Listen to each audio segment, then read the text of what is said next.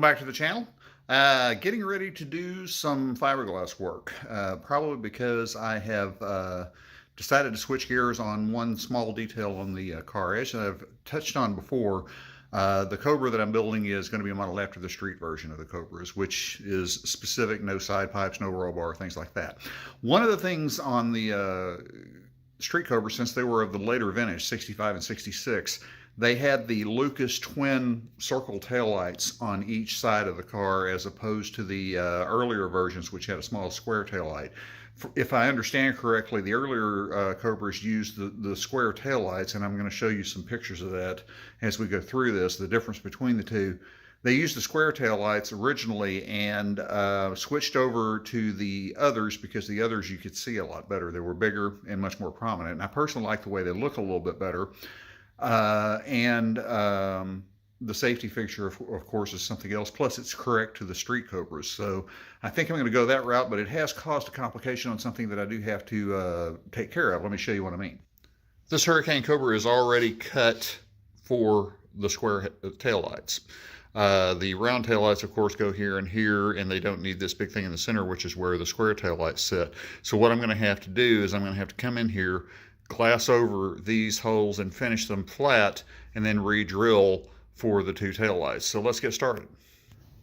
So in the interim, exciting things are starting to happen now on the Cobra project. Let me show you what I'm doing right now, because I have gotten word from Jake, shout out to Jake, at Hurricane Motors, that the parts that I've been missing, specifically the aluminum and the corner piece for the box that mounts the gas pedal and the steering, are on the way and should be here later today. So what that means is this.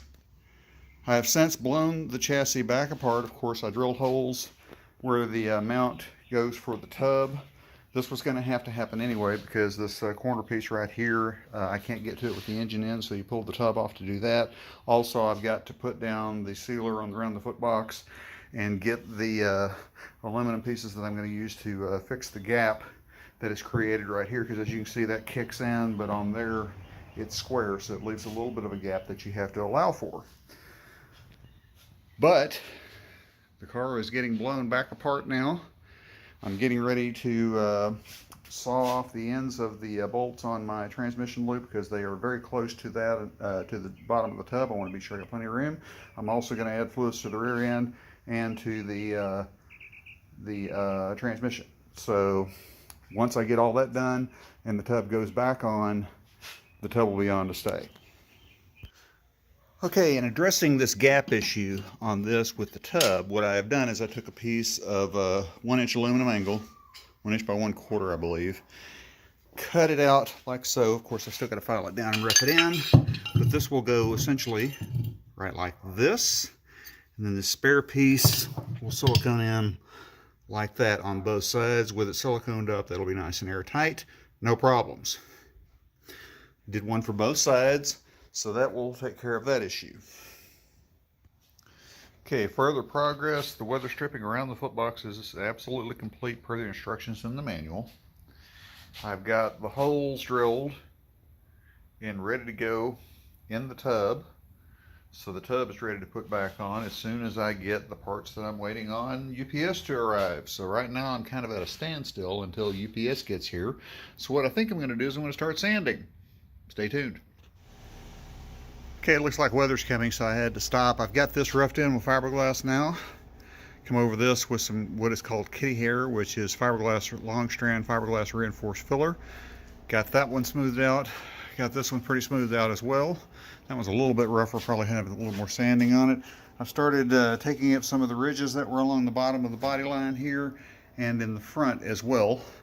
As you can see, I've moved everything inside, so I think it's time to cover up the wife's truck with the hail protector, because you never know with Texas weather what's going to hit. But that's where we're going there. We'll start again tomorrow. Well, the rain held off. It just decided to be cloudy and cool off a little bit. It's extremely humid, so I'm sweating my butt off right now. But I have managed to get some more stuff done. I did roll the body back out and started to work again. Let me show you what we've done now. Okay, in an obvious and thankfully failed attempt to kill myself, I single-handedly managed to get the the cockpit tub, back in place.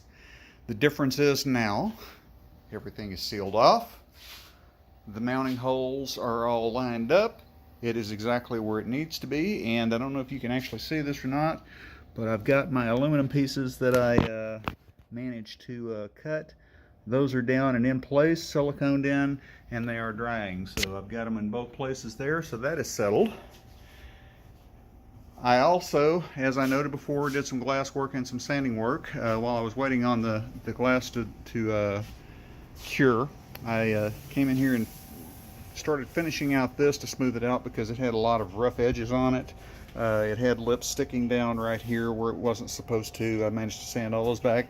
I started cleaning all of these up when my compressor decided it wanted to take the rest of the day off. No problem, it's not broken or anything, but I'd been running it a little hard and I wanted to take it easy. Again, I've got this sanded back here. Got those edges taken care of here. Got this sanded down here flat. All I've got to do is come in here with some filler, flatten that out, and the same on this side. And then I come in here and drill my holes for my new tail lights. I have to say, do not try that at home.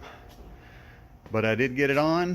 One of the perils of not having anybody here that can do any heavy lifting with me, you just got to do it yourself.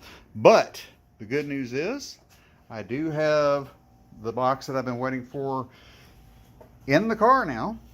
I've got the steering shaft run through. I've got this starting to be mocked up. It's going to be close, but it is going to miss the headers just fine. So now it's a matter of getting this piece back on. I'm going to go ahead and secure down the tub and bolt it down with the front bolts right there. Those two, because the others do double duty. They hold in the seat and they hold in the tub. So the next step is get that piece back in place. Very quickly, one more piece of actual bad news. I did get more of the aluminum pieces that I've been missing. These pieces right here go behind the wheel well and create a barrier for the body, but I did not get the inner pieces for the engine bay. I did make a phone call to Jake at Hurricane Motorsports. Just a difficulty in communication. They call it one thing, I call it something else because frankly I don't know what to call it. But he did say that he has those pieces in the shop. He's going to send them out to me Monday morning. So the good news is I've got plenty to do in the meantime, but those will be here. Then I can start mounting up and mocking up my fuel system and all of that once those pieces are in. But ever forward. Well, I got into a groove and just couldn't stop myself. When the last piece of video just a minute ago, I had just gotten the tub in place. Well, let me show you what we've done so far now.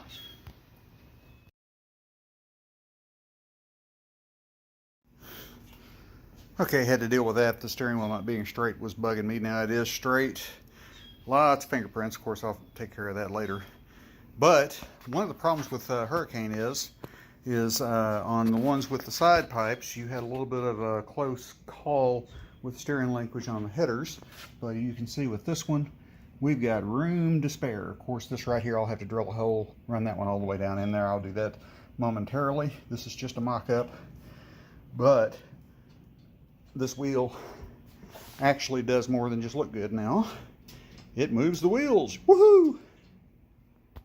And of course, with placement of that all-important corner piece that mounted the steering, we now have gas pedal, which this is basically a mock-up that is exactly like the ones that came in the original Cobra. So we have a fuel pedal now, moving right along. Okay, one more thing before I call it a day and clean this crap off of me and go get something to eat. I have the reservoirs to the two brake master cylinders and the clutch master cylinder hooked up. I need to go get some clamps. I need clamps for the caps on the top of the master cylinders, and I need 6 clamps for the hoses themselves. But that is in position. I'll have to use a funnel because the hood comes out to about right here, which means I'm going to have to reach in like this to actually get to it, but that's no problem. I can simply just get a funnel. They all three take the same kind of fluid, and bam. But of course I'm going to bleed them out and take care of everything like that prior to putting the body back on anyway. So that is in place. This may be one of those weeks where I have more than one video come out. I fully intend to come out here tomorrow and start spreading filler onto the places on the fiberglass that I corrected and things of that nature, do some more sanding and things like that. Also get the clamps on for that master cylinders and the reservoirs. But I think I'm going to put an end to this video right here. I want to thank you very much for joining me. Please stay tuned for more content. Got a lot coming up. Good to see you. We're getting close to 300 subscribers, so hit that subscribe button. Let's get there. Thanks a lot. Bye.